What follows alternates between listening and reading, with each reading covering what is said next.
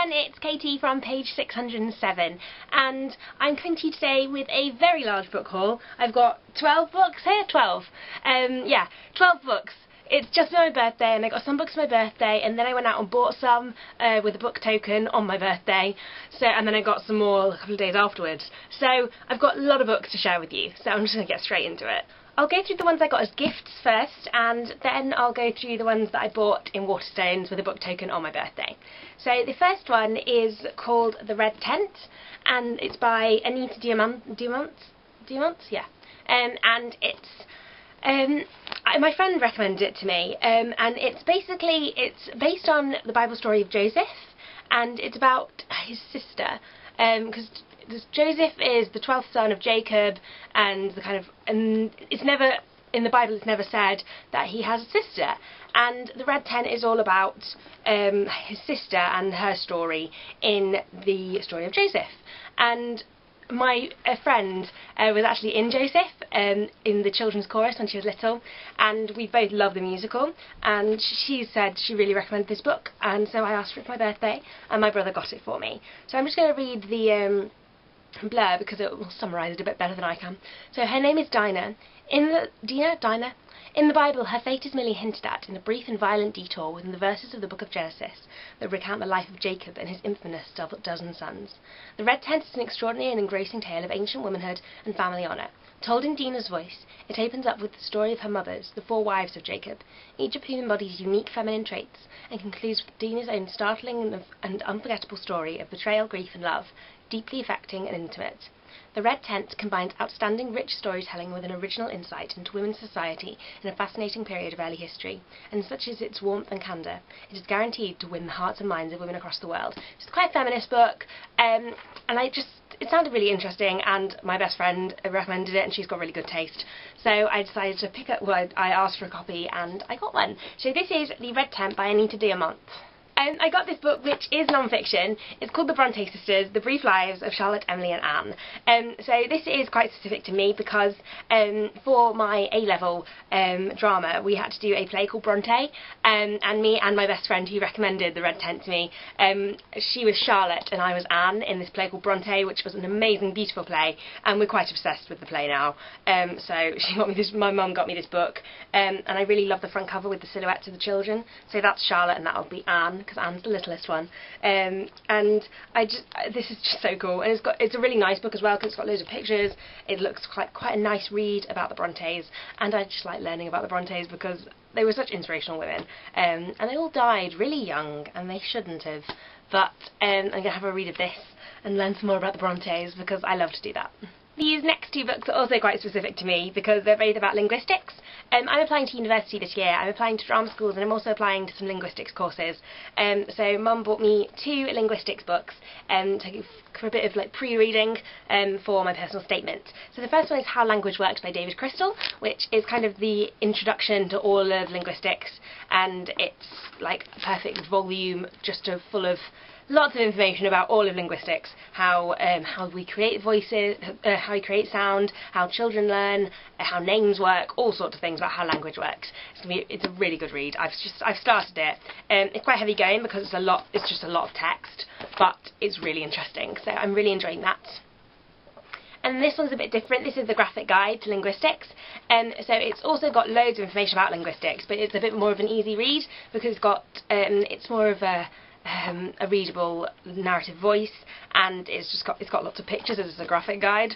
That sounds really like, oh yeah, I can read it because it's got lots of pictures, like quite childish, but it's really good. It's got so much information in it and it covers so many topics, so that's really good. I then got another university related book from my best friend who recommended The Red Tent to me and was in the play with me, and it's called Say You Want to Go to Oxbridge, because me and her are both applying for linguistics at Cambridge, and so she got me this book to say we can do a bit of preparation for Oxbridge, and our admissions and tests and interviews and stuff for it. So that's going to be very useful in the coming months until December when the interviews are. And my other best friend got me a Jacqueline Wilson book called Katie, and the reason she got this to me is she's called Katie as well, and we'd seen it in the shop, and she wrote in the front of the book, "To Katie, happy birthday, here is a book called Katie, from Katie." So it's just a bit of a joke, and it's also like Jacqueline Wilson was a really good author, and I'm not going to knock her books because they're designed for younger people. So I'm going to have a read of that actually, because it looks quite nice. And Jacqueline Wilson's books were always quite dark actually. So, and I quite like a dark book, to be honest. And Jacqueline Wilson's books were always really good, so I'm not going to stop reading a book just because I'm supposed to have outgrown it. So, yeah, that was Katie by Jacqueline Wilson. Then I went to Waterstones, and I got 6 books, and I was only supposed to get 2, because I had a £15 book voucher, but then I ended up getting more books than I thought I should. So, the first one is The Bone Clocks by David Mitchell, and I'd seen this loads in Waterstones, and it was always on buy one get one half price, and I'd always been like, oh, do I get it, do I not get it? And I'll read the blurb. So, run away one drowsy summer's afternoon with Holly Sykes, wayward teenager, broken-hearted rebel, an unwitting pawn in a titanic hidden conflict. Over 6 decades, the consequences of a moment's impulse unfold, drawing an ordinary woman into a world far beyond her imagining. And as life in the near future turns perilous, the pledge she made to a stranger may become the key to her family's survival. So it looks like it's a really pretty book, and it looks really interesting. I'm really excited to read it. It's a bestseller. It's got loads of quotes and reviews that say it's really good. I've heard loads of people say it's really good. So I'm really excited to read it. And I shall probably do a review of it when I finish. Let me know if there's any of the books in here that you want me to do a review on, because I will happily do a review. So all of these books that I got in Waterstones, I did get on buy one get one half price. So the next one is called Dear Daughter by Elizabeth Little, and it's about a girl called Janie Jenkins who supposedly has it all. She's got everything in life, but then she gets a murder conviction for killing her mother. So she's out of jail, she's on the run, and she wants to kind of prove her innocence and find out what happened the night her mother dies. But she's not absolutely sure that she's innocent. So it looked like quite a good book. It looked like it would be quite just a nice, breezy read. Although I've just looked now and the font's really small. So it's quite it looks like it's quite small, but it's not actually not, because the font's tiny. But I'm sure that'll be a great book, and I quite liked the cover because I liked the kind of sunsettiness of it. And I do judge books by their covers all the time. The next one is one that I picked up because it looked like a really funny book, and it just looked great. So, two parents split up, and 9-year-old Lizzie Vogel, her sister and brother, move with their mother to a village in the English countryside. Their mother takes to drinking and compulsive playwriting, neither of which impresses the villagers, already deeply suspicious of an attractive divorcee. Desperate to fit in, Lizzie and her sister hatch a plan to secretly invite any suitable, and even unsuitable, men to meet and hopefully marry their mother. So it's these 2 kids who are trying to set up their mum, and it just sounded really funny, and it's got all the comedy awards as well. It's the Waterstones Book Club book for that month, and it was on buy one get one half price. I just had no reason not to buy it, so I was just like, yeah, put that one in my cart. I didn't have a cart, I was just holding them all. And then this is one I'd seen on Goodreads a lot, and it was also one that I'd seen in Waterstones on 3 for 2 loads of times. It's #1 New York Times bestseller. It's called The Red Queen by Victoria Aveyard. And it's kind of a dystopian book. So this world is divided by blood, red or silver. The Reds are commoners, ruled by a silver elite in possession of godlike superpowers. And to 17-year-old Mare, a red girl from the poverty-stricken stilts, it seems like nothing will ever change. But Mare possesses a deadly power of her own, one that threatens to destroy the balance of power. Fearful of her potential, the Silvers hide Mare in plain view, declaring her a long-lost silver princess. Knowing that one false move will mean her death, Mare must use her new position to bring down the regime from the inside. Now Mare has entered a game of betrayal and lies. So it's kind of like she's a poor girl, and then she is dangerous, so they pretend that she's amazing and great and on this rich position, and it sounded really good. I really liked the cover. I always say that. And it sounded really up my street with all the dystopianness, and I wanted a new dystopian book because I didn't want all the other dystopian books I've already read so many times before. I just wanted something a bit different. This next book is called All My Secrets by Sophie Mackenzie, and I've actually read a lot of Sophie Mackenzie's books before. She's got 3. I've read Girl Missing and Sister Missing. I haven't read Missing Me, which I might actually read now. I've just seen that on the back. But her other books, they're all kind of crimey books, but teenage crimey books.